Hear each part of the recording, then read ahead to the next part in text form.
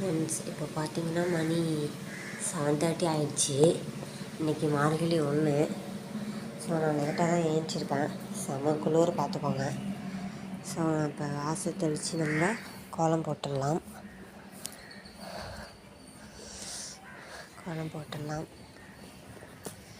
பாருங்கள், எல்லார் வீட்லேயும் போட்டுட்டாங்க.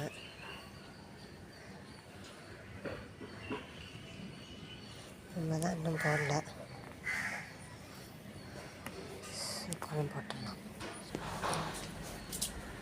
ஃப்ரெண்ட்ஸ், கோலம் போட்டாச்சு.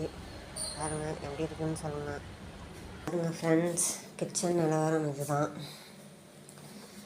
பாத்திரம், குப்பை இதெல்லாம் கிளியர் பண்ணிட்டு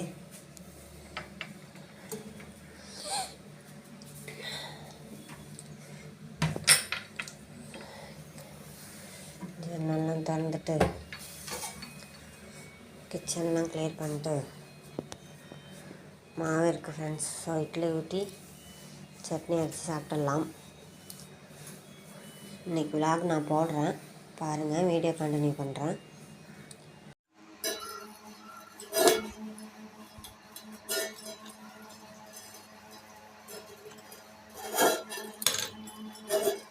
என்ன பண்ணிட்டு இருக்க?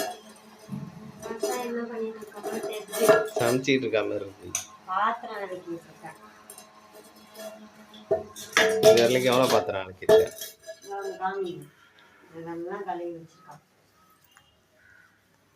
எவ்வளோ?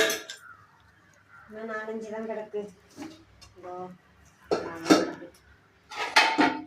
என்ன சமையல் செய்யலான் இருக்க இன்னைக்கு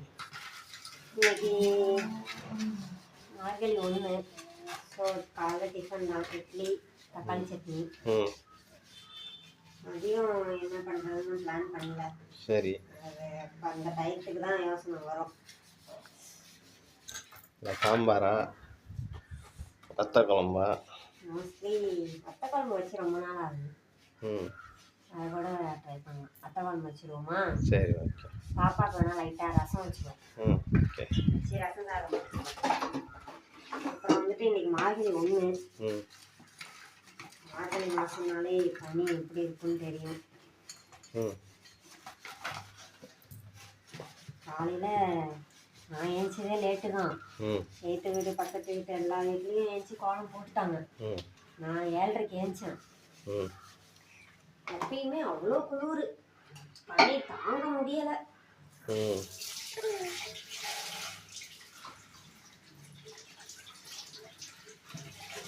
அப்புறம் மார்கழின்றதுனால கொஞ்சம் நார்மலாக போட்டதை விட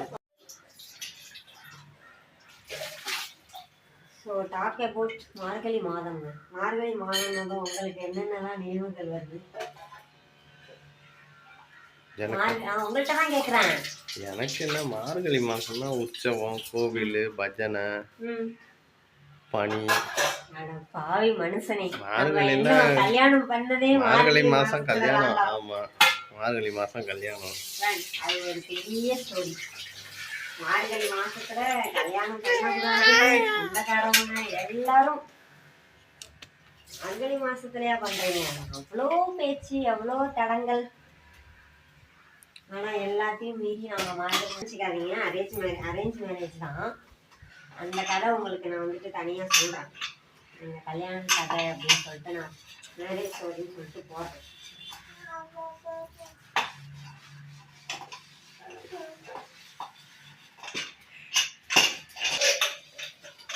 மார்கழினா பீட மாசம்பாங்க. ஆனால் மார்கழியில் தான் திருப்பதி பூரா, பெருமாளுக்கு பூரா உகந்த மாதம் மார்கழி தான். அப்படியே கல்யாணத்தை முடிச்சாச்சு.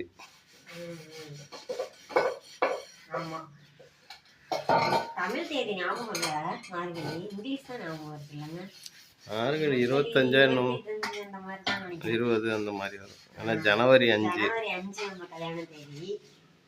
தமிழ் தேதி சரியா தெரியல, 25 தான் நினைக்கிறேன்.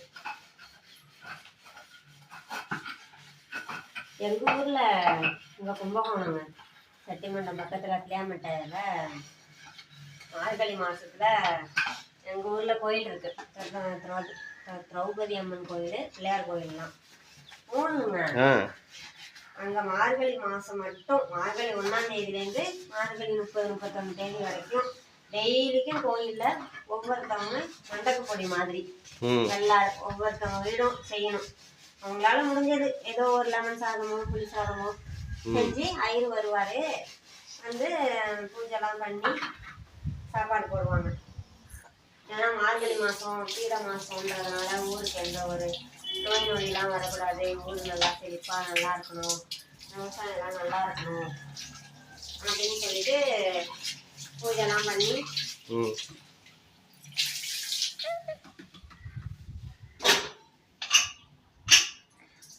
அந்த மாதத்துல ஏதோ சொல்லுவாங்கங்க, சாப்பாடு வீட்டில் கிடைக்காதோ இருக்காதோ சம்திங் ஏதோ இந்த மாதிரி சொல்லுவாங்கல்ல, அதெல்லாம் எதுவும் சொல்ல மாட்டாங்க. சாப்பாடு அதனாலதான் சரி வீட்டில் இல்லைன்னா கோயிலில் அதெல்லாம் இல்லை, கோயிலில் விசேஷம் அதனால பிரசாதம் பண்ணுவாங்க. மண்டபப்படி இந்த மாதிரி வந்து உற்சவம் இதெல்லாம் நடக்கும். பிரம்மோற்சவம் திருப்பதிலாம் பிரம்மோற்சவம் இதெல்லாம் நடக்கும். மார்கழியில் திருவாதிரை வரும், அது சிவன் கோயிலில் ஃபேமஸ்ஸு. மார்கழி திருவாதிரை களி கிண்டுவாங்கன்னு நினைக்கிறேன் சிவனுக்காக. திருவாரூரில் அன்னைக்கு தான் பாதம் பார்க்கலாம்பாங்க சிவனுக்கு. திருவாரூரில் வைகுண்ட ஏகாதசி.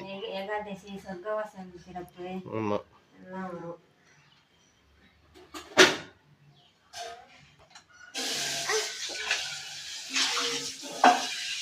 ஃப்ரெண்ட்ஸ், இன்றைக்கி எங்கள் வீட்டில் லன்ச் வந்துட்டு புளிக்குழம்பு இல்லை ஃப்ரெண்ட்ஸ், லைட்டாக புளி ஊற்றி காரக்குழம்பு, வத்த குழம்புன்னு சொல்லலாம். பாருங்கள், எண்ணெய் சட்டி காஞ்சிருச்சு. இந்த பாருங்கள், சுத்தமான செக்கில் ஆட்டினா நல்ல எண்ணெய். இது எவ்வளோதுங்க? 1/2 லிட்டரு தானே? எவ்வளோது 1/2 லிட்ரு? 200? எங்கள் ஏரியாவில் பல்லாவரம் பொலிச்சலூரில் 200 ரூபா ஃப்ரெண்ட்ஸ் 1/2 லிட்ரு நல்லெண்ணெய். உங்கள் ஏரியாவிலலாம் எவ்வளோன்னு சொல்லுங்கள்.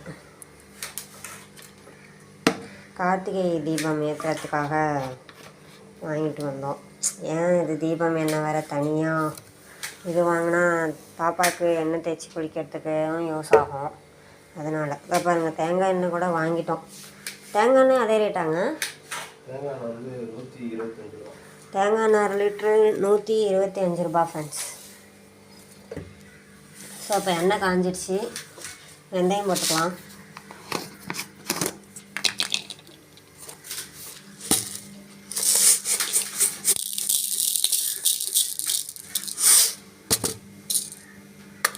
வெந்தயம் போடும்போது அடுப்பை சிம்மில் வச்சுக்கோங்க, ஏன்னா அது டக்குன்னு கருகிடும்.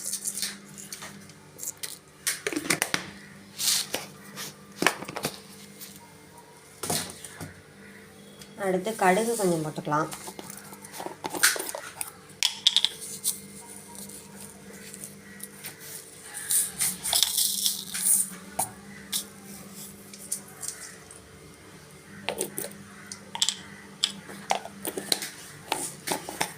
நல்லா பொரியட்டும். கடுகு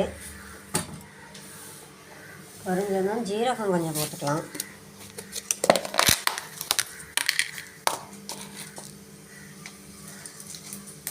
ஜீரகம்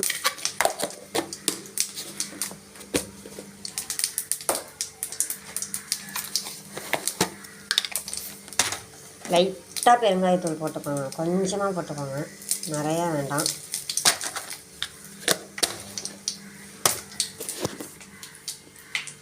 கொடுங்க, தட்டிடுங்க. இப்போ நம்ம பூண்டு போட்டுக்கலாம்.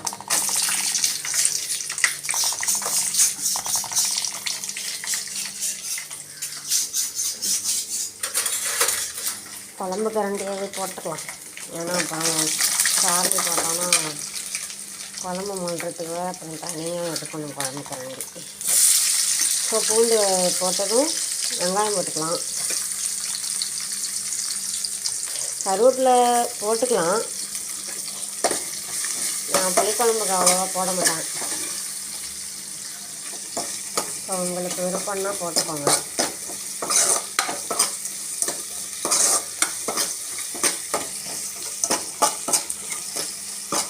வெங்காயம் நல்லா வதங்கணும் ஃப்ரெண்ட்ஸ், வதங்கட்டும் ஃப்ரெண்ட்ஸ். இப்போ பார்த்தீங்கன்னா வெங்காயம் நல்லா வதங்கிடுச்சு. இங்கே பாருங்கள், கலர் மாறினு தெரியுதா? இந்த ஸ்டேஜில் ஒரு வெங்காயம் ஃப்ரெண்ட்ஸ் அது ஓகேவா, ஒரு வெங்காயம். இது வந்து ஒரு தக்காளி, ஒரு மீடியம் சைஸ் தக்காளி, ஒரு மீடியம் சைஸ் வெங்காயம். ஸோ அந்த தக்காளியையும் நல்லா வதக்கிக்கலாம்.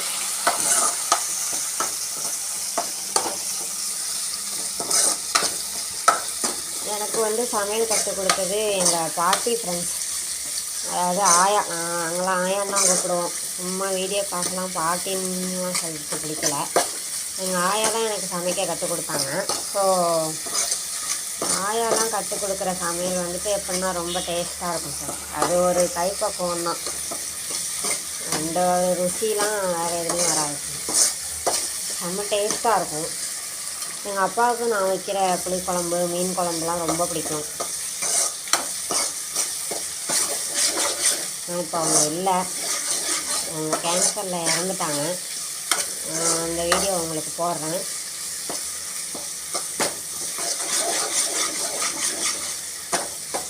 ஸோ அப்போ பார்த்தீங்கன்னா தக்காளியும் நல்லா மசிஞ்சு பாருங்க, நல்லா தெரியுதா, நல்லா குழஞ்சி வதங்கிடுச்சு. இந்த ஸ்டேஜில் என்னடா பாஸ் பண்ணதோட இருக்குது, ஐயோ ஆன் பண்ண மறந்துட்டேன்டா கணேஷ்.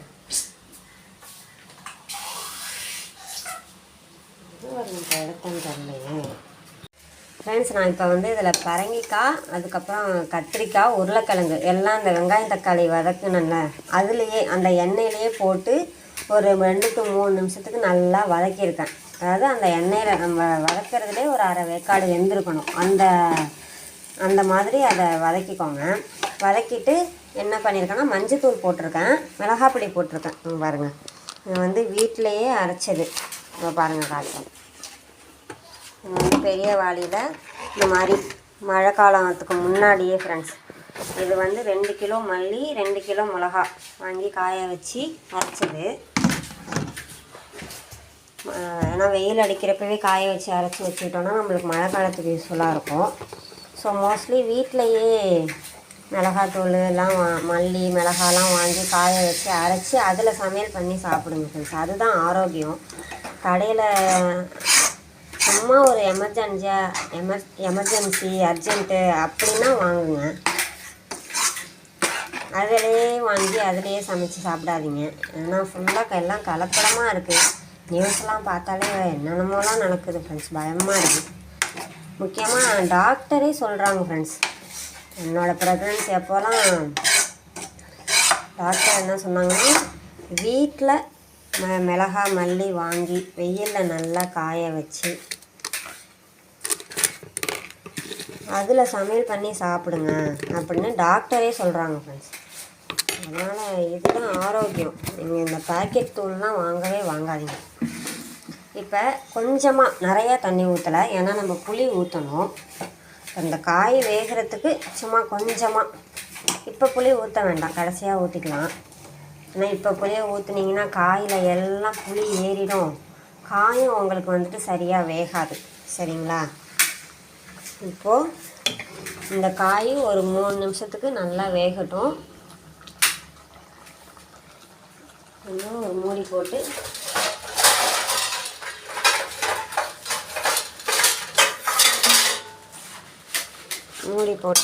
வேக வச்சுட்டு அதுக்கப்புறமா இந்த புளியை கரைச்சி நம்ம ஊற்றிக்கலாம். இப்போ அடுத்து வந்துட்டு இங்கே பாருங்கள், கோஸ் அரிஞ்சிட்ருக்காங்க. அடுத்து வந்து புளிக்குழம்புக்கு கோஸ் பொரியல், முட்டையும் இருக்குது, அப்பளமும் இருக்குது, வறுத்துக்கலாம். இன்றைக்கி தடபுடலாக நல்ல சாப்பாடு போச்சு. எல்லோரும் சாப்பிட வாங்க. அப்புறம் உங்கள் வீட்டிலலாம் என்ன சமையல்ன்ட்டு கமெண்ட் பண்ணுங்கள்.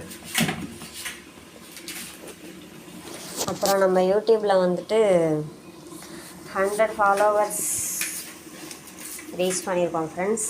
Thanks for your support. இன்னும் சப்போர்ட் பண்ணுங்கள், சப்ஸ்கிரைப் பண்ணுங்கள், லைக் பண்ணுங்கள், ஷேர் பண்ணுங்கள்.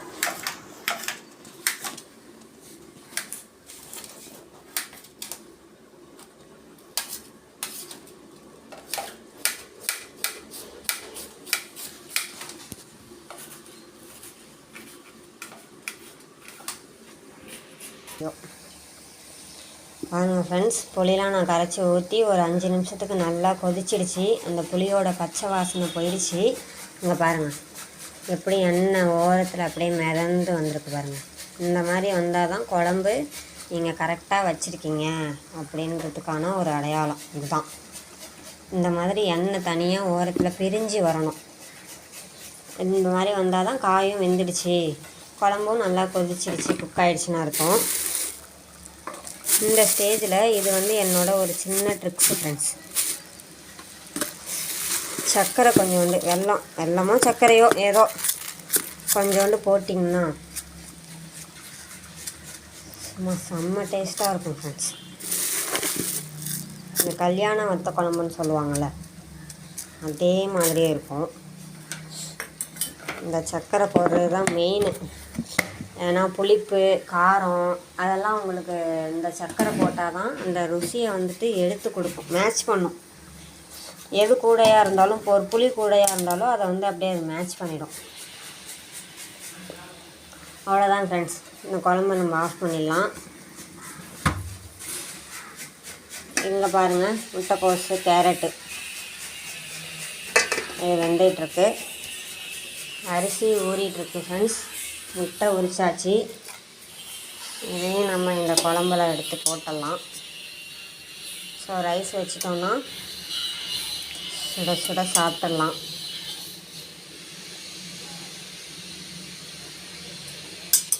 அவ்வளோதான் ஃப்ரெண்ட்ஸ். இதோட இந்த வீடியோ முடிச்சுக்கிறேன்.